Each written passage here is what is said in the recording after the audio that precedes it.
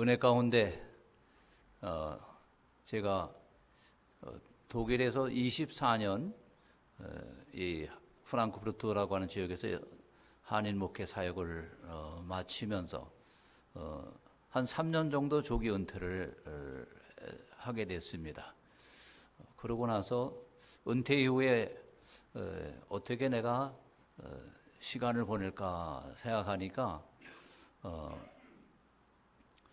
그냥 편히 쉬는 건 하루 이틀이고 한두 달이지 계속 요즘에는 또 평균 연령이 높아져서 앞으로 여러 날이 남아있다고 말할 수가 있는데 그냥 아무 계획 없이 시간을 보내는 것은 지혜로운 모습이 아니라고 생각이 되어졌고 그래서 저는 이제 아내와 더불어 생각을 하던 중에 아프리카 이집트 그 이집트의 카이로라고 하는 지역으로 하나님이 연결을 시켜주셔서 그래서 재작년 11월 달에 은퇴를 하고 그리고 후임 목사님 또 마침 부목사님으로 섬기던 신실한 분이 계셔서 이제 후임자로 세우고 그리고 저는 이집트 카이로로 거처를 옮기게 됐습니다. 이제 일남일녀가 있었는데 다 이제 결혼들 해가지고 가정을 꾸며서 나갔으니까 저희 부부만 이제 움직이면 되니까 홀가분한 이러한 모습이었습니다. 이집트에 가면서 제가 처음에는 좀 주저를 했어요. 이집트에 가면 이 독일은 요즘은 뭐 한국도 엄청 오히려 독일보다 더 좋은 이런 부분이 너무나 많은데 독일에서 24년 지냈으니까 독일은 유럽에서도 질서와 정돈이 잘 되어 있고 아주 깨끗하고 깔끔한 나라라고 할 수가 있는데 내가 이집트 가면서 잘 감당할 수 있을까 이런 생각이 들어서 이제 현지 적응하는 일이 쉽지 않을까 이런 생각을 했더랬습니다. 그런데 가서 보니까 물론 독일하고는 차이가 많이 났습니다만 제가 50년대 60년대를 이제 1950년 60년 그 한국을 제가 이제 살아온 그 경험을 생각해 보니까 뭐 그때 생각하니까 감당치 못할 게 아니더라고요. 그래서 이 정도면은 뭐 감당할 수 없는 게 아니구나 이런 생각을 하면서 이집트에서 있는 이제 딱 이제 1년 작년 3월 초에 갔으니까 이제 딱 1년이 지났습니다. 지나면서 이집트를 가기로 뜻을 정한 것은 이제 여러 이제 말하자면 옵션이 이제 있었죠. 물론 옵션이라는 게 뭐 이미 은퇴한 사람이니까 후임자 다른 사람들이 갈 만한 선호하는 이러한 지역이 이러한 교회가 아니라 아무도 가지 않는 미자립 교회 이런 교회 가서 일하면 좋겠다 이런 생각을 했더랬습니다. 한국에 알아보니까 한국에 신학교에서 많은 사역자들이 나오기 때문에 한국에 은퇴하신 분 갈 만한 데 없어요. 그럼 어떤 목사님 또 그런 얘기를 하더라고요. 그러던 중에 이제 이집트의 교회 얘기가 났는데 이제 물론 미자립 교회이고 교인들은 한 10명 정도 모이고 그러고 자립이 안 되니까 아마 뭐 후원이라든지 이런 것이 필요할 것입니다. 그런 얘기가 들려왔습니다. 근데 저보다 이제 집사람이 믿음으로 판단하고 결단하는 일을 더 이게 잘하고는 이제 집사람이 이집트가 낫겠다고 얘기를 해요. 그래서 기도보고 정하자고 그렇게 했는데 결국은 이집트로 결정을 하게 됐습니다. 그 이유인즉슨 우리가 그동안 독일에서 24년 동안 편안하게 말하자면 사역을 한 셈인데 이제 남은 하나님이 허락하신 사역 기간이 얼만큼 될는지 모르지만은 남은 기간이라도 좀 열악한 데 가서 한번 부딪혀 보고 싶다. 그리고 지금 우리 나라가 지금 세계 선교를 위해서 뜻을 품고 있는데 세계에 여러 지역이 있는데 아직도 문이 꽁꽁 닫혀 있는 그리고 전도하기가 쉽지 않은 왜 법적으로 전도를 금하고 있으니까 법적으로 개종을 금하고 있으니까 어려운 지역이 모슬렘 지역인데 그런 지역에 가서 한번 하나 주님의 뜻을 받들고 섬겼으면 좋겠다. 그러나 저희가 이미 이제 70이 거의 다 된 나이인데 거기 가서 아랍어를 새로 배워서 현지인들을 직접 대상으로 무슨 일을 할 수 있을까? 그건 아닌 것 같았어요. 그러나 일단은 거기 한인교회 2년 동안 사역자 모시지 못하고 그냥 설교 목사로 수고하시는 어떤 목사님이 이 역할을 해주고 했지만 담임 목사는 모시지 못한 그 교회니까 일단 가서 나는 일단 한인 사역을 할 수 있으니까 그것만 해도 일단 나에게는 굉장히 아주 좋은 섬김의 장을 하나님이 허락하여 주시는 거니까 얼마나 감사한 일이겠느냐. 그리고 그 땅에 가서 그 땅에 계시는 사역자 대부분이 다 선교사님들이니까 그 카이로에는 한인교회가 3군데가 있습니다. 근데 이제 저희 교회 말고 다른 2교회는 사람들도 이제 많이 모이고 뭐 충분히 자립도 되고 그런 모습이죠. 근데 이제 우리 교회 작은 교회니까 가서 하면서 거기에 계신 그 사역자들 젊으신 그 선교사님들하고 같이 뭔가 협력해서 뭔가 우리가 할 수 있는 일, 우리가 도울 수 있는 일을 했으면 좋겠다. 이런 생각을 하고 나아갔는데 바로 그런 방향으로 하나님이 우리를 위해서 예비하신 것이 맞다. 이런 생각이 들었습니다. 그 교회 이제 목사 선교사 이미 내 부부가 있었고 평신도 선교사 부부도 있었고 싱글 선교사 또 한 분 계시고 또 저희 부부가 있으니까 모두 사역자만 해도 벌써 7사람이고 이제 저희가 가서 또 이제 부임한 이후에 유학생 한 사람, 뭐 코토라 직원 한 사람, 뭐 대사관 직원 한 사람, 뭐 코이카 직원 한 사람, 뭐 이렇게 해가지고 이제 사람이 조금 이제 붙었습니다. 이렇게 해서 사역을 하니까 저는 거기에서 하나님의 일을 받들면서 노후에도 이렇게 일할 수 있다는 게 얼마나 감사했는지. 그리고 그곳에 현장에서 선교하시는 분들하고 같이 이렇게 어울리면서 같이 거기에 같이 끼일 수 있다는 것만 해도 엄청난 특권이 아닌가 이런 생각이 들었습니다. 이제 가면서부터 나이가 제일 많은 분이 오셨으니까 나이 많은 분 오셨다고 이게 뭐 이게 뭐 대접해드리고 그런 것도 뭐 황송하고 그러게 됐고 그러나 또 우리가 할 수 있는 역할은 뭐 제한적인 것이었지만은 가장 중요한 것 그 땅의 현장을 보면서 하나님의 뜻이 여기 있구나. 하나님이 이 땅에서 이런 일을 하시고자 하시는구나.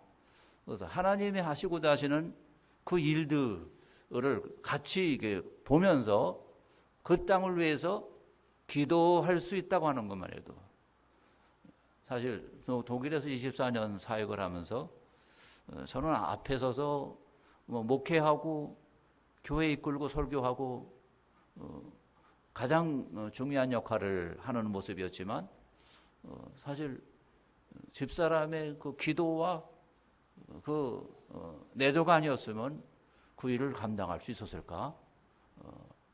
그런 점에서 그 땅에 가서 저희 부부가 같이 하나님 앞에 마음을 모아서 기도할 수 있는 것만 해도 하나님이 기뻐하시는 일이겠다.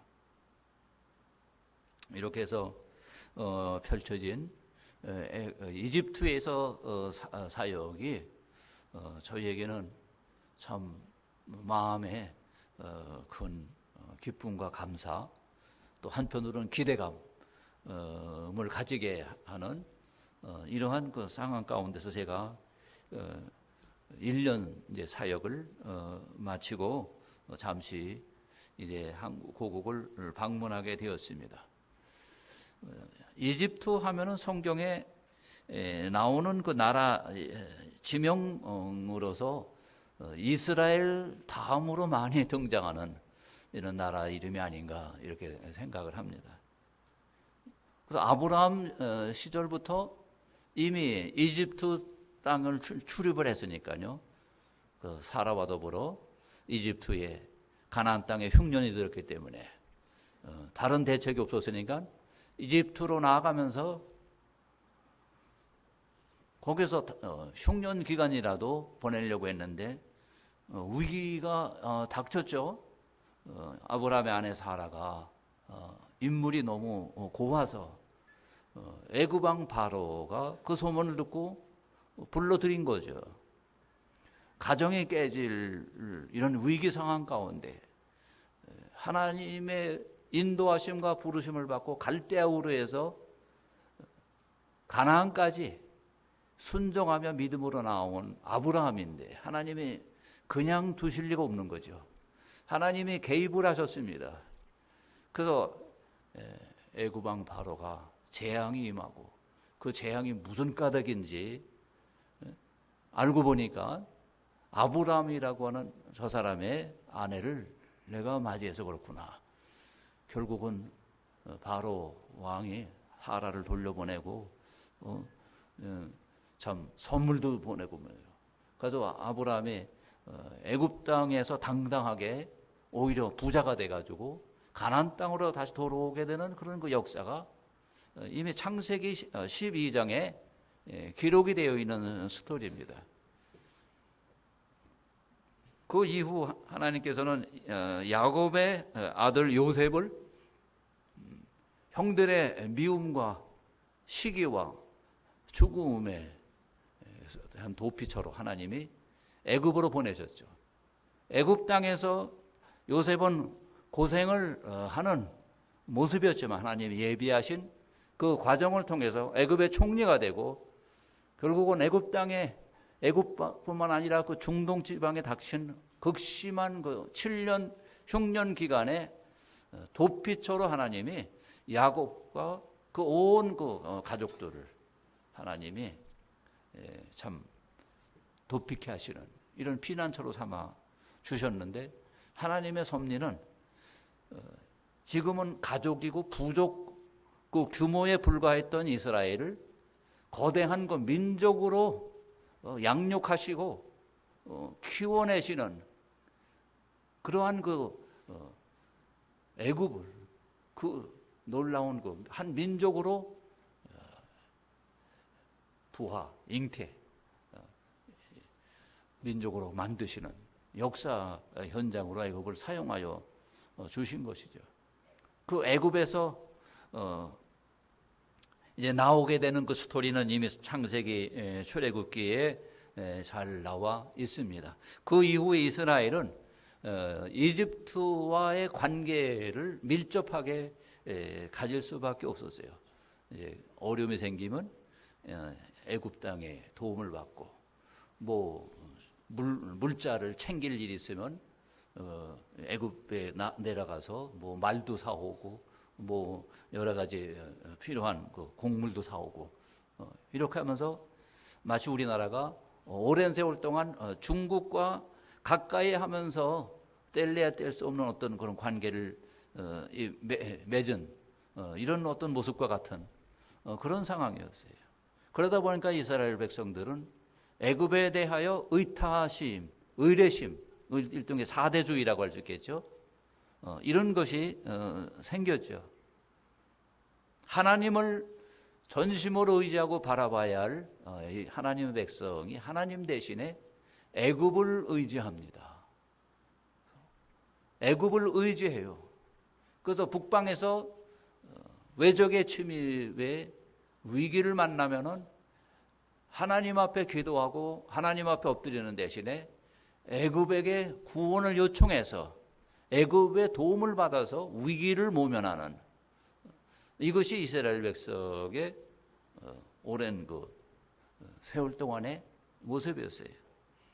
그래서 이사야 31장 1절에서 3절에 보면은 이사야를 통해서 하나님이 이스라엘 백성의 그런 경고의 말씀, 책망의 말씀을 하시기도 하죠. 도움을 구하러 애굽으로 내려가는 자들은 화가 있도다. 그들은 말과 많은 병거와 마병의 심히 강함을 의지하고 이스라엘의 거룩하신 이를 앙모하지 아니하고 여호와를 구하지 아니한다.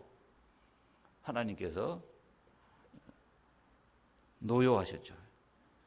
3절에 보면 애굽은 사람이요 신이 아니며 그들의 말들은 육체요 영이 아니라 여호와께서 그의 손을 펴시면 돕는 자나 도움을 받는 자도 다 엎드러져서 다 함께 멸망하리라. 아무리 강대국이 우리에게 큰 도움을 주는 듯해도 하나님의 백성은 하나님을 먼저 구해야지, 하나님을 먼저 찾고 하나님을 먼저 의지해야지. 옆에 대국이 있다고, 그동안 대국과 좋은 관계를 맺었고 도움을 많이 받았을지라도 하나님 대신에 그 대국을 찾으면은 그것이 하나님 앞에 책망의 내용이 되고 징계와 심판의 내용이 될 수밖에 없다고는 사실을 성경의 역사, 이스라엘 역사는 우리에게 보여주고 있어요. 오늘 본문에 보면 그 애굽에 대한 경고와 예언의 내용이 소개됩니다. 왜 애굽에 대하여 경고와 예언을 말씀하십니까? 비록 때로는 이스라엘에게 도움도 되고 의지도 되고 혜택을 입힌 나라였을지라도 그 나라가 하나님을 경외하고 하나님을 섬기는 나라였느냐? 그렇지 않았던 거예요. 애굽은 그 역사를 보면은 많은 신들을 섬겼어요. 어떤 때에는 우리가 이렇게 잡다다한 신을 섬기는 게 아니라 화끈한 신 하나만 섬기자. 화끈한 신 하나를 주장하고 골라잡게 됐지만 그 신이 여호와 하나님이 아니었어요. 지금 이 사람들은 그렇게 얘기합니다. 알라밖에 없다. 알라만이 위대하시다. 우리는 유일신. 그러나 그들이 택한 유일신은 성부, 성자, 성령, 우리에게 사랑하는 외아들을, 독생자를 주신 그 하나님이 아니에요. 그건 잘못된 거죠. 그래서 하나님께서는 애굽에 대하여 경고의 메시지를 주실 수밖에 없었습니다. 그래서 오늘 본문의 16절에 보면 그날의 애굽이 분요와 같을 것이다. 그날이 정확하게 어느 날인지 잘 모릅니다. 하나님의 때가 되고 하나님의 심판이 이루어져서 애굽이 하나님의 살아계심을 경험하는 그날의 애굽은 분요와 같을 것이다. 그들 위에 여호와의 손이 함께 하심으로, 그들 위에 요동케 하시는 하나님의 손이 함께 하심으로 말미암아 그들이 떨며 두려워할 것이고, 더 나아가서 유다의 땅은 애굽의 두려움이 되리니, 애굽은 큰 나라고 이스라엘 유다 왕국은 였는데 어떻게 유다 땅의 애굽의 두려움이 될 수 있습니까? 역사적으로 보면 이해가 안 되는 것 같아요. 그러나 이 시대 보니까 그게 확실하게 이루어졌어요. 애굽 뿐만 아니라 그 아랍의 여러 나라들이 이스라엘을 둘러싸고 있잖아요. 겹겹이 둘러싸고 있어요. 그리고 단숨에 집어삼킬 것처럼 그렇게 위협을 가하고 때로는 전쟁도 벌였어요. 그런데 이스라엘은 망하지 않았어요. 오히려 중동 전쟁, 이집트가 그래도 이 아랍 연방 또 아프리카 중에서는 인구도 제일 많고 인구 많고 그다음에 군사력이 제일 강한 나라인데도 이스라엘을 이기지 못했어요. 오히려 싸움을 벌였다가 시내반도 뺏기고 나중에 이스라엘이 그래도 이집트하고만큼은 좀 화평하게 지내는 게 좋겠다 해가지고 평화조약을 맺고 시내반도를 다시 돌려주죠. 그래서 지금은 이집트 땅으로 돌아왔지만 이스라엘 백성은 이집트 사람에게 두려움이 된다는 이 말씀이 그대로 응하여진 사실을 우리가 알 수 있는 것입니다. 하나님 말씀이 그대로 이루어지는구나. 결국은 하나님의 역사가 그대로 이루어지고 하나님의 뜻하시는 바가 그대로 성취되는구나 하는 사실을 알 수 있는 것입니다. 그런데 18절, 19절에서 22절에 보면은 하나님께서 이 애굽 땅에 하나님의 역사를 이루시는데 먼저 그 땅에 애굽 땅에 만군의 여호와를 가리켜 맹세하는 5 성읍이 있을 것이고 애굽 땅 중앙에는 여호와를 위하여 제단이 있겠고 그 변경에는 여호와를 위하여 기둥이 있을 것이다. 이것이 어떻게 구체적으로 이루어지고 있는지는 아직 모든 것이 명확하지 않습니다. 그러나 분명한 것은 이 이집트 땅은 지금 무슬림이 AD 600년대경에 그 땅에 진주해서 결국 군사력으로 그 땅을 점령하고 결국 그 땅을 다스리게 되니까 결국은 이슬람화 되었을 뿐이지 오히려 그 이전에는 이집트 땅은 오히려 믿는 자들, 복음을 믿는 신자들이 오히려 훨씬 많아가지고 그래서 로마 시대 때에는 이집트 땅에 로마 황제의 박해로 말미암아 이 순교자들이 생기게 됐는데 그때 한창 박해가 심할 때는 하루에 60명씩 그 로마 황제의 핍박에 하여 목숨을 잃는 순교자들이 발생했다고 그래요. 마가복음의 저자 마가 요한이 최초로 아프리카 알렉산드리아 이집트의 항구 도시죠. 가서 전도를 해서 그래서 거기에 복음이 전파되기 시작했고 거기에 뭐 마가가 세운 뭐 교회가 지금 이제 뭐 기념교회가 큰 교회 세워지고 이렇게 하면서 이집트의 기독교 역사는 오히려 어느 나라보다도 더 유럽에 있는 어느 나라보다 더 역사는 깊습니다. 마치 지금 터키의 이스탄불이 그곳이 바로 동로마 기독교의 한 서로마와 다를 없이 이렇게 대등한 어떤 기독교의 중심지로서 역사를 했던 것처럼 이집트는 기독교 역사가 상당히 아주 오래된 나라입니다. 그런데 모슬렘이 진주에 들어와서 점령해서 모슬렘으로 개종하라고 강압을 하는데 말 안 듣게 했으면은 확실하게 엄청난 세금을 내든지 그것도 못 내겠으면 떠나든지 아니면 죽음을 당하든지 결국은 점차적으로 이제 모슬람화가 돼가지고 지금은 이집트 땅에 이제 10% 정도만 무슬림이 아니고 90%는 모슬렘들이에요. 근데 10% 가운데 한 6, 7%는 그 역사 깊은 이집트 종교를 곱틱교라고 해요. 곱틱 오토독스 곱틱 종교회. 그리고 한 3, 4%는 그 안에 한 1% 정도는 가톨릭, 2, 3%는 이제 개신교. 그렇게 돼서 이집트에는 무슬림 아닌 이제 기독교라고 분류할 수 있는 숫자가 10% 정도에 불과하지만 10%서 여전히 그 땅에서 차별을 받고 그리고 왕따당하고 여차하면은 이 테러 당하고 그런 상황에 있지만 그 10%라도 이집트 인구가 워낙 많다 보니까 이집트 인구가 이제 공식적으로는 이제 8천에서 9천만이 넘는다고 하는데 실제적으로는 거의 1억을 이제 상회한다고 그래요. 그러니까 1억에 10%만 해도 1,000만이에요. 1,000만이라고 하는 말하자면 기독교 숫자는 다른 중동의 어느 나라에도 찾아볼 수 없는 거예요.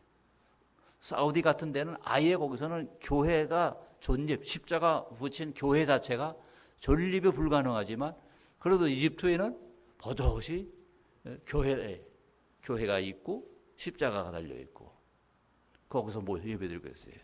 그러나 그것을 이제 이슬람이 좋게 생각하지 않으니까 아주 테러 분자들이 종종 교회 앞에서 폭탄 터뜨리고 때로는 몰래 잠입해가지고 폭탄을 터뜨려가지고 금년 1월만 해도 이집트 시내, 그 카이로 시내에 교회에서 폭탄이 터져서 20여 명이 죽고 40여 명이 부상당하는 이런 일이 있어요. 그런데 그 배후에 이 IS 거기서 우리가 그랬는데 이거는 이제 맛배기에 불과하다. 시작이 불과하니까 기독교인들이여 너희들은 단단히 각오해라.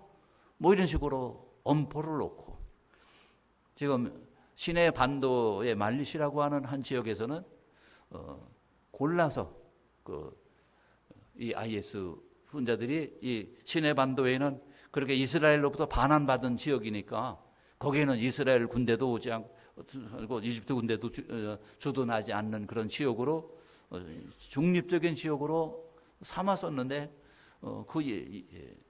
이점이랄까 약점을 이용해서 IS 분자들이 거기에 침입해서 거기를 장악하기 위해서 또 거기서 믿는 사람들이 비교적 많이 있는 그런 도시에 가서 믿는 자들을 골라서 죽여요. 그래서 그 사건이 최근에 일어난 일로 벌써 7명 그 외에도 드러나지 않은 이런 또 일이 있다고 그러는데 그래서 거기서 또 믿는 자들이 국내 난민이 되는 거죠. 그 지역에서 생명위협을 받아 살 수 없으니까 결국은 그 지역을 떠나서 이 스웨이즈 운하 이쪽에 있는 그 이스말리아라는 지역으로 일어나서 본의 아니게 텐트 치고 난민이 되는 그래서 그런 난민들을 대상으로 사역하시는 선교사님들이 그 땅에 있습니다. 지금 이 이집트라고 하는 나라 물론 거기서 지금 고난을 받는 것은 기독교인들이지만은 그렇다고 다른 무슬림들이 다 그렇다고 다른 그 사람들은 잘 사느냐 그러면 물론 빈부격차가 심해서 잘 사는 사람들은 뭐 선진국에 있는 어떤 부자 못지않게 떵떵거리며 사는 사람들도 있지만은 대다수의 이집트 사람들은 영세한 모습으로 살아갑니다. 그래서 현지인들이 모여 사는 동네에 가면은 상황이 아주 열악해요. 우리나라 1900한 50년대, 60년대, 70년대 그 정도 될까? 국토가 95%가 이 사막 황무지고 5% 나일강 유역과 카이로부터 지중강으로 올라가는 그 델타 지역에 사람들이 모여 사니까 사람들 사는 데는 바글바글하고 그러면서 물론 사막과 빈 땅은 이제 많이 있는 거죠. 사람들이 아마 국민소득이 제일 낮은 나라죠. 그러니까 중동에 있는 다른 그 나라들 기름도 나고 무슨 천연가스도 나고 그래가지고 아주 똥똥거리며 사는 이 사우디, 쿠웨이트, 뭐 아랍에미레이트, 뭐 카타르 이런 나라들 국민소득이 구라파에 있는 선진국보다 더 높기도 하고 그런 나라들이면 이집트는 자급할 정도로 그래도 기름도 나고 천연가스도 난다고 하는데도 이상하게 삶이 개선이 안 되고 있어요. 여러 가지 원인이 있겠죠. 정치적으로 정말 우리나라를 근대화시키고 건설한 이런 탁월한 이런 지도자, 이 뭔가 장래와 민족을 위해서 리더십을 가지고 비전을 가지고 이끌어갈 만한 지도자가 부재했다. 뭐 이렇게 원인을 분석할 수도 있겠으나 근본적으로는 하나님을 경외하는 나라와 민족이 되지 못하니까 방황하고 있는 모습이죠. 그 중에서 10%의 믿는 자들이 하나님을 찾고 하나님의 은총을 구하니까 하나님께서 그들의 기도를 어떻게 응답하셔서 어떻게 역사를 하실지 우리는 잘 모릅니다. 그러나 분명한 것은 바로 오늘 본문의 말씀처럼 애굽 땅에 믿는 자들 10%의 사람들이 곳곳에 흩어져 있기지만 주로 많이 모여서 사는 이런 지역이 있어요. 그런데 그 나일강 이집트 땅의 나일강의 남에서부터 북으로 지중해로 흘러 들어가는데 그 중앙 지역에는 뭐 미냐, 소학 이런 도시들이 있는데 그 지역에는 믿는 사람들이 아주 많이 밀집해 살았어요. 거기서는 그 마을에서는 모슬렘이 소수, 믿는 사람들이 50%, 60%, 때로는 70%. 그런 지역에서는 뭐 보면은 이집트가 믿는 사람 수가 이렇게 많은가 놀랄 정도죠. 그리고 이제 곳곳에 이집트에서도 장로교회가 제일 많이 있는데 장로교회가 전국적으로 한 350개 미자립 교회까지 포함해서 그렇게 된다고 합니다. 그다음에 감리교회 많고 뭐 침례교회도 있고 오순절교회도 있고 이런 개신교 교회이고 물론 가톨릭 그다음에 곱틱 교회가 곳곳에 있고 그러나 이집트에서는 교회를 세우고 싶다고 해서 뭐 가정교회로 모이는 수준 같으면 뭐 은밀하게 모이면은 뭐 잠시는 괜찮을지 모르지만 고정적으로 지속적으로 집회를 가진다고 하면은 반드시 이웃이 그대로 참지 못하고 이제 고발하는 거죠. 그러면 쫓겨나고 거기에 관여했던 선교사나 외국 사람이면 금방 쫓겨날 수밖에 없어요. 그리고 무슬림에게 전도했다 뭐 이런 식으로 이것이 판명이 되면은 또 감옥에 가는 거죠. 이집트가 하나님의 은총을 입은 이런 그 나라로서의 어떤 분명한 어떤 이런 모습이 있기도 한데 어떤 때는 전혀 이건 아직도 멀었다 이렇게 생각되는 이 부분들이 많이 있습니다. 그러나 오늘 본문에 분명한 사실을 이사야 선지자를 통해서 하나님이 말씀하시는데 이렇게 애굽에서 그 고난받는 핍박받는 현장 애굽 땅에서 여호와를 위하여 제단이 있다. 하나님을 섬기는 예배 처소가 있고 하나님을 위한 헌신의 이 처소가 있고 헌신의 무리가 있고 여호와를 위한 이러한 부르짖는 간구가 있겠고 하나님께서는 이집트 하나님의 백성으로서 하나님 앞에 부르짖는 그 사람들의 그 간구를 하나님은 들으셔서 그들에게 구원자를 보내시고 보호자를 보내어서 그들을 건지실 것이다. 지금까지 그 이집트의 어떤 선교 역사를 놓고 볼 때에 곱틱 교회가 그동안 신앙의 명맥을 유지하고 저들이 신앙생활을 형식적으로, 그러니까 모슬렘들은 터치하면은 이제 법적으로 이제 불법을 행한 자로 이제 걸려 들어가니까 자기 신앙 유지하는 수준으로 말하자면 뭐 현실 타협이라고 할까, 그게 곱틱교의 분위기가 말하자면 돼버렸어요. 그러니까 그 신앙은 살아있는 생동력 있는 신앙이 되지 못하고 그냥 나는 우리 조상 때부터 신자야, 성부 성자 성령 하나님을 믿는 신자야, 그러한 그 의식은 있는데, 그래가지고 그들의 신분을 표시하는 이 문신을, 십자가 문신을 이 손목에다가 이렇게 표시도 합니다. 그러나 예수님이 정말로 누구신지, 복음이 무엇인지 제대로 알지 못한 사람이 적지 않아 있는 거죠. 형식적인 명목상의 신앙인들. 그래서 이제 서구에 선교사들이 와서 이제 은밀하게 모슬렘들에게는 잘못했다가는 이제 크게 문제가 생기니까 그러나 곱틱 교인들에게 다가가서 그들에게 필요한 진리와 복음을 전하는 것은 그건 나라의 법에서 전혀 타치 안 하는 부분이니까 이제 그런 식으로 선교를 해서 많은 이제 개신교로 돌아오는 이러한 그 신자들이 생겼는데, 이런 내용이 때로는 이 곱틱교회와 개신교 안에 이런 갈등이 되기도 했고, 불화와 이러한 그 어떤 이런 양무리를 개신교 교회가 우리 곱틱교회 성도들을 훔쳐간다, 이러한 그 참 갈등의 요인이 되기도 했지만은, 그러나 이제 이집트 전체적으로 볼 때에 하나님을 경외하고 하나님을 전심으로 구하고 찾는 무리의 수가 점점 이제 생겨지고 있다고 하는 사실입니다. 제가 이집트에 가서 이집트 상황도 잘 모르잖아요.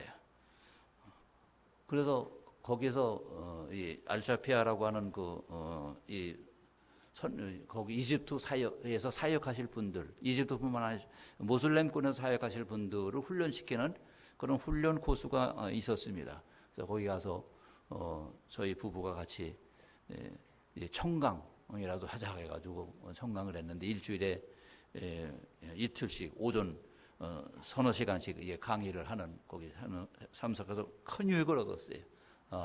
이집트의 역사, 모슬렘의 역사, 그다음에 모슬렘 사역하시는 여러 이제 사역자들의 간증과 그런 그 소식들 다 현장 방문해서 볼 수도 있고 들을 수도 있었고, 또 모슬렘들 사회에서 모슬렘에게 전도하는 것이 법적으로는 금지되어 있지만, 그러나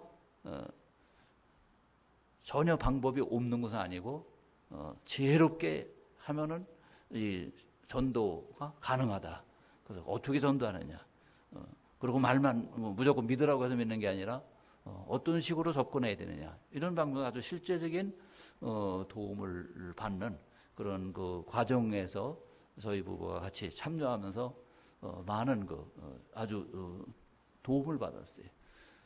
그래서 뭐 우리 부부가 직접 우선 한인교회 사역을 맡은 게 있으니까 이 사역을 착실하게 하는 것만 해도 결코 작지 않은 요긴한 사역이지만은, 또 하나님이 우리에게 허락하시면 이 작은 교회가 또 좀 숫자도 좀 늘어나고, 또 역할이 좀 더 요긴한 역할로 담당할 수 있게끔 하나님이 세워주시면 능히 이 땅에서 하나님의 뜻을 온전히 받드는 사역을 감당할 수 있겠다. 이렇게 생각하는 것이 참 저나 저희 집사람에게는 큰 하나님이 주신 그 기대감, 여기 잘했다.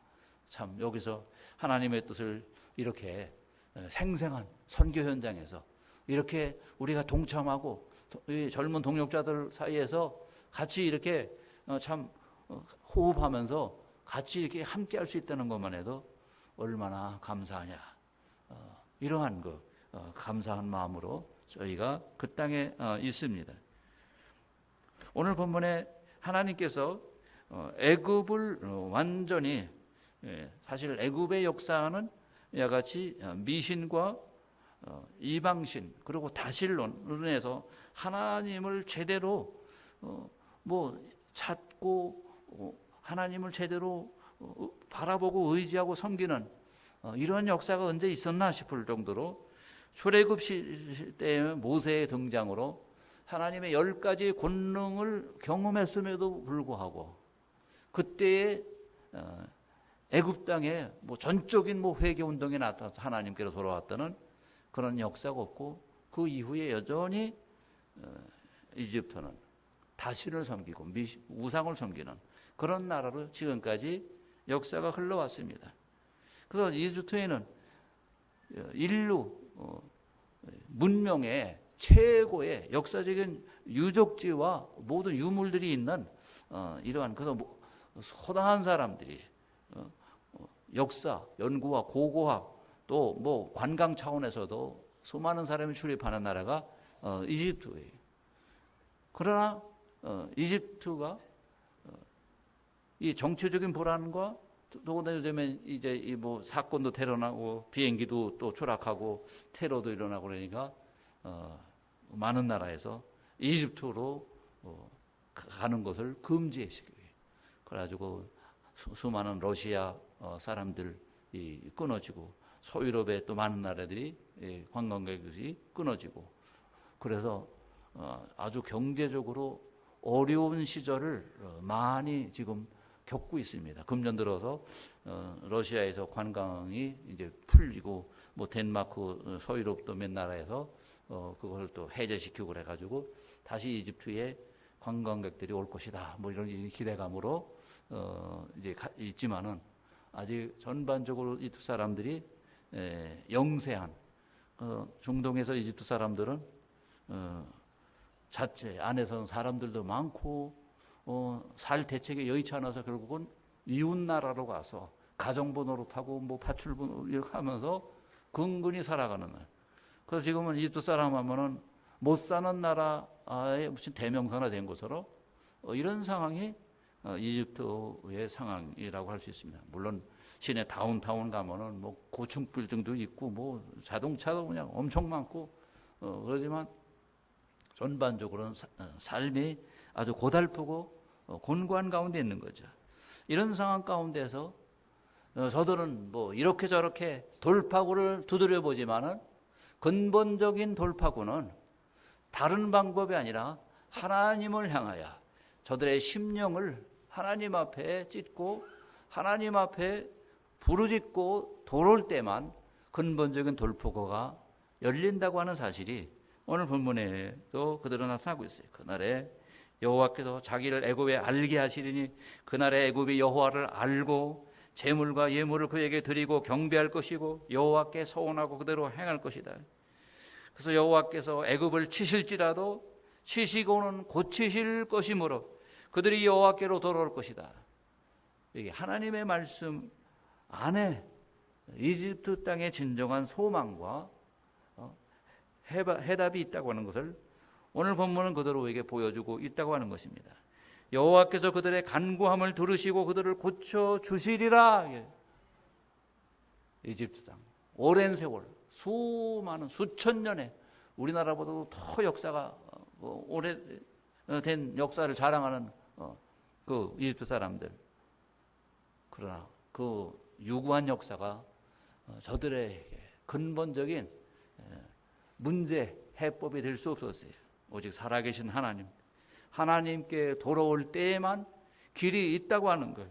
하나님께 돌아와서 은총을 구하고 부르짖을 때에만 하나님께서 그들을 치료하시고 고치시고 회복시키신다고 하는 사실을 오늘 말씀에서 우리에게 들려주고 있는 것입니다. 23절에서는 그날의 애굽에서 아수로 통하는 대로가 있고 아수르 사람은 애굽으로 가겠고 애굽 사람은 아수르로 갈 것이고 애굽 사람이 아수르 사람을 경배하리라. 이것이 어떻게 이루어지는지 모르겠어요. 지금 이집트 사람이 자국 땅 안에서는 너무나 살기 힘드니까 자꾸 외국으로 이제 나가는 거예요. 먹고 살기 위해서 어디 가서 막노동이라도 해서, 우리나라면 3D 직종 뭐 가리지 않고 내가 일을 해서 파출부 뭐 가정부 해서라도 먹고 살아야 된다. 그래서 외국 가서 일하면서 오히려 먹고 사는 기회가 열릴 뿐만 아니라 때로는 믿는 가정을 만나면 거기서 복음도 듣고 하나님께로 돌아오는 역사가 일어나고 있다고 하는 것입니다. 오늘 그리고 24절 25절에서는 그날에 이스라엘이 애굽 및 아수르와 더불어 셋이 세계중에 복이 되리니, 이스라엘은 온 세계 사람들이 주목해 오는 그런 요소가 많이 있지 않습니까?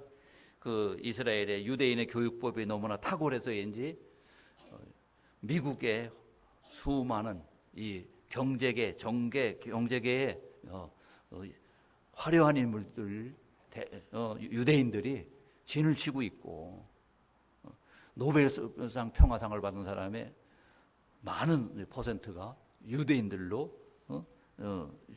그들이 있고, 그래서 이미 이스라엘이 부각된 것은 우리가 또 지금 중동에서 그렇게 강력하게 버티고 오히려 소위 아랍의 나라들을 완전히 억눌려 가지고 침체된 모습이 아니라 압도하고 있다고 또 할 수 있는 이런 모습.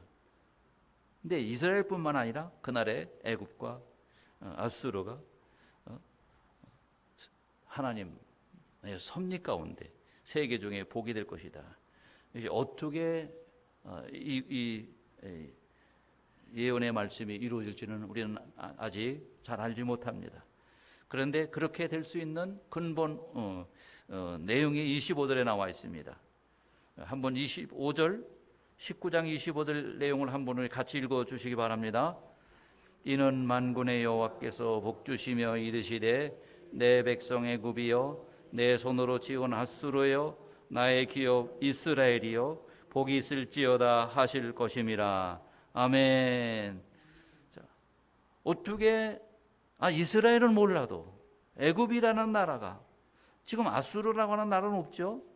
물론 시리아가 있고 이락이 있고, 그 다음에 옛날에 아수르 지역에 지금 터키가 지금 또 자리 잡고 있고 그러긴 하지만 분명히 역사적으로 보면 없어진 나라인데, 어떻게 애굽과 아수르가 이스라엘과 더불어 세계에 복이 될 수 있습니까? 이건 하나님만이 아실 수 있는 내용입니다. 그런데 그렇게 되는 건 25절에 만군의 여호와께서 복주시며, 만복의 근원 하나님이신데 그 하나님께서 선포하시기를 내 백성 애굽이요, 내 손으로 지은 아수르요, 나의 기업 이스라엘이요, 복이 있을지어다 이렇게 하실 것임이라. 이렇게 하나님이 뜻하시고 하나님의 섭리 가운데 하나님의 말씀을 선포하시고 하나님의 뜻이 때가 되면 이루어질 것을 증거하시기 때문에 하나님의 역사는 반드시 이루어진다고 하는 사실입니다. 그런 점에서 하나님을 그렇게 오랜 세월 등지고 외면했던 나라도 하나님 앞에 소망을 가질 수 있구나. 저들이 하나님을 전심으로 고난과 시련 가운데 하나님께 부르짖고 하나님의 은총을 구하고 하나님의 나라를 전심으로 받들면 위대한 하나님의 역사가 능히 펼쳐질 수 있구나. 저희가 그 훈련을 받으면서 선교 그 사역을 구체적으로 하는 것은 뭐 방송 선교, 체육인 선교, 교육 선교,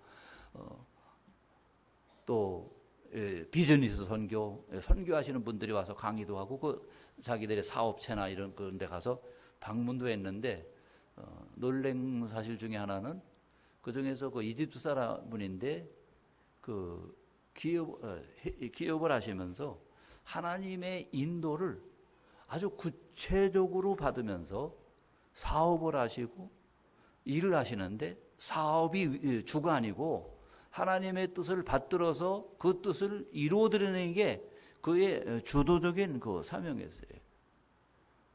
그래서 한때는 이 방송사에게 가서 협력해라. 그러니까 방송사에게 열심히 협력하니까 방송사에게 잘 돼가지고 이제 탄탄하게 이제 되어지니까 너는 거기서 손 딱 떼고 그 다음에 나의 뜻을 기다려라. 그러니까 사는 사람이 말리죠. 이렇게 일이 이 정도까지 협력을 해줘 잘 되고 있는데 왜 이제 그만두시겠다고 합니까? 이해를 못하는 거죠.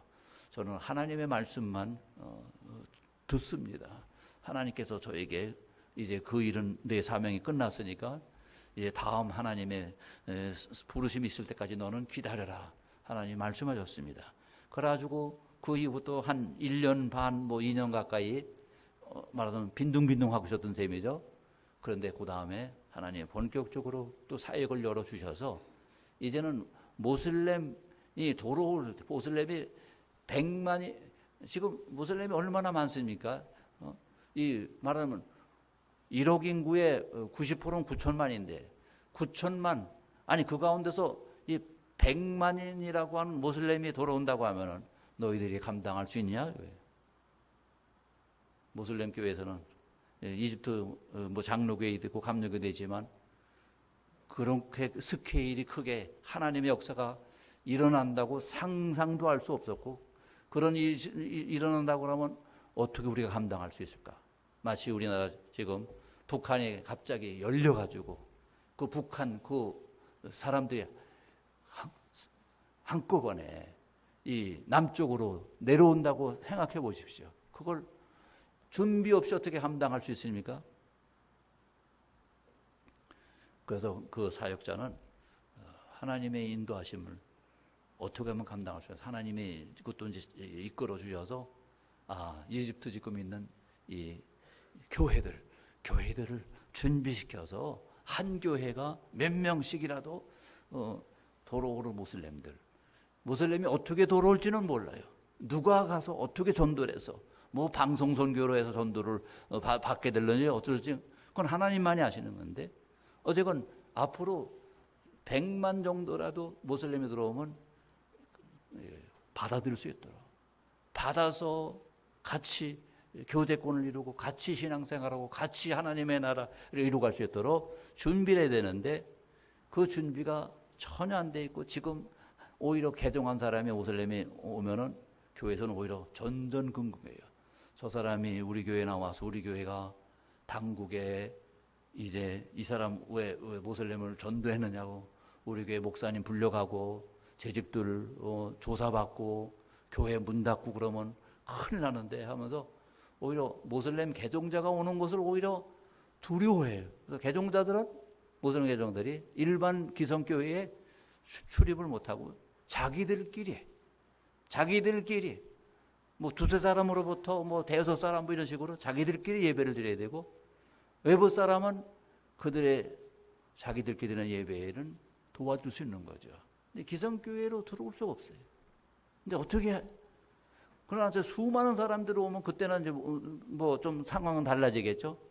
그러나 준비가 없으면은 오히려 모슬렘이 왔다가 다시 교회로 와보지만 아무런 좋은 것도 아무것도 없구나 하면 다시 모슬렘으로 돌아갈 수도 있을 가능성이 있으니까 교회가 준비된다 해가지고 구체적으로 그 각 교회 이제 리더들을 불러가지고 준비시키는 역할을 하는 그런 이집트 그 사역자를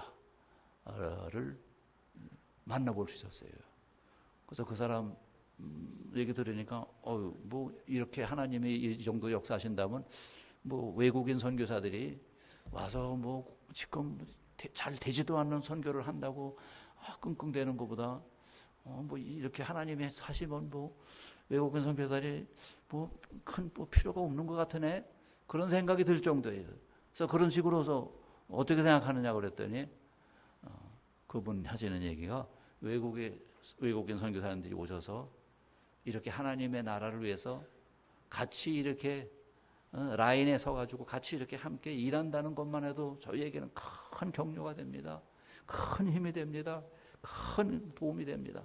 그러시더라고요. 그래서 우리가 가서 번듯하게 그 현지인이 현지말로 자기 동족들을 이렇게 해서 역할하는 것만큼은 못한다 할지라도 그 땅에 하나님이 세우시는 사람들을 격려하고 돕고 위해서 기도하고 같이 힘쓸 때 힘쓰고 그렇게 해서라도 하나님의 뜻을 이룬다고 하면은 그것도 정말로 요긴한 하나님의 일이겠구나, 하나님이 기뻐하시겠구나, 이런 생각을 하면서 그 땅에 하나님이 저희를 보내신 것이 정말 하나님의 은총이고 하나님의 섭리 중에 하나로구나 하는 그 격려를 받는 이런 적이 있었습니다. 이제 하나님의 거룩한 역사가 이 시대에 마음껏 일어날 수 있도록 우리가 어떻게 준비하고 어떻게 받들지 우리는 잘 모르지만 우리 하나님 분명히 섭리와 뜻을 가지고 계시는데 하나님, 우리 자신, 우리 가정, 우리 교회, 우리 나라 민족이 이 시대에 하나님이 원하시는 그 일을 위해서 준비되게 해 주십시오. 기도로 준비하게 하시고 마음으로 준비하게 하시고 우리의 생각과 모든 삶을 통하여 우리 교회 봉사와 이 모든 사역을 통해서 하나님의 뜻을 온전히 받들어 쓰임받을 수 있도록 준비하게 해 주옵소서. 이렇게 기도하며 주님의 뜻을 받들 수 있기를 원합니다. 저희들이 그 땅에 가서 다른 이런 다른 젊은 선교사들이 많이 계시니까 그분들이 하시고 저는 조그마한 그 사역을 한인교회 사역을 하면서 우리 교회 출석하시는 그 선교사님들도 격려해드리고 우리 교회에 출입하는 그 젊은이들과 그 직장인들도 격려해서 이분들이 마음껏 그 땅에서 그리스도의 복음의 사람들로 살아갈 수 있도록 어떻게든지 하나님의 뜻을 이루어드릴 수 있도록 저희들이 이 일을 그저 비록 현장은 작은 것 같고 숫자는 얼마 안 되는 것 같지만 하나님의 뜻을 따라 온전히 쓰임받기를 간절히 바라고 있습니다. 이런 일에 또 이미 곳곳에 선교사님들을 또 이게 참 파송과 이게 후원을 통해서 귀한 역사를 하고 계신 이 교회가 하나님의 뜻을 이 시대에 아름답게 더욱더 풍성하게 이루어드리는 교회가 되시기를 예수님의 이름으로 축복합니다. 예, 잠깐 제가 기도하겠습니다. 거룩하신 하나님, 거룩하신 하나님의 뜻을 이루시기 위하여 이 땅에 하나님의 교회를 세우시고 하나님의 나라가 확장되게 하시고 하나님의 사람들을 불러 하나님의 일꾼으로 훈련시키시고 하나님의 역사를 오늘까지 이루어 주신 것을 주여 감사합니다. 이곳에 강서 중앙교회를 세우시고 하나님의 아름다운 역사를 이루고 계시는 것을 주여 감사합니다. 주님, 이 교회를 통해서도 하나님의 크고 놀라운 역사가 놀랍게 이루어지는 것을 하나님 앞에 영광을 돌립니다. 더욱더 하나님의 기쁘신 뜻이 풍성하게 이루어지는 이 교회가 되도록 인도하여 주시옵소서. 주님, 세계 곳곳에 주님의 뜻을 받들어 나아가 쓰임받으며 선한 역사를 감당하고 있는 하나님의 사역자들, 하나님의 일꾼들, 우리 선교사님들을 주님께서 다 붙잡아 주시고 성령으로 감동 충만하게 해주셔서 마음껏 하나님의 뜻을 이루어드리며 쓰임받는 하늘의 역사와 기적의 역사가 일어나게 하시고 성령의 권능과 복음의 능력의 역사가 왕성하게 이루어지도록 인도하여 주시옵소서. 주님, 저들의 삶의 현장에서도 주님, 저희들은 부족한 것 같지만은 우리 하나님이 능하시고 전능하시기 때문에 우리 하나님의 은총 입고 우리 하나님의 성령의 감화와 능력을 힘입으면 능히 하나님의 역사를 받들며 쓰임 받는 것을 믿사오니 주여 저희들을 붙잡아 주옵소서. 저희들을 붙잡아 저들의 삶의 모든 현장에서 마음껏 사용하여 주시옵소서. 가정에서, 직장에서, 학교에서, 우리의 삶의 모든 터전에서 하나님의 뜻을 온전히 받들어 이루어드리며 쓰임받는 성도들이 다 되게 하여 주시고 또 이 교회가 이 지역에서 뿐만 아니라 주여 우리 나라와 또 이 아시아와 세계 열방을 향하여 더욱더 아름답게 귀하게 쓰임받는 교회가 되게 하여 주시고 이 교회에 우리 장 목사님을 비롯하여 세우신 모든 사역자들 다 성령의 감화와 권능으로 충만하게 하사 하나님의 위대한 역사가 마음껏 이루어지도록 인도하여 주시옵소서. 이 모든 말씀 구주 예수 그리스도 이름으로 기도하옵나이다. 아멘.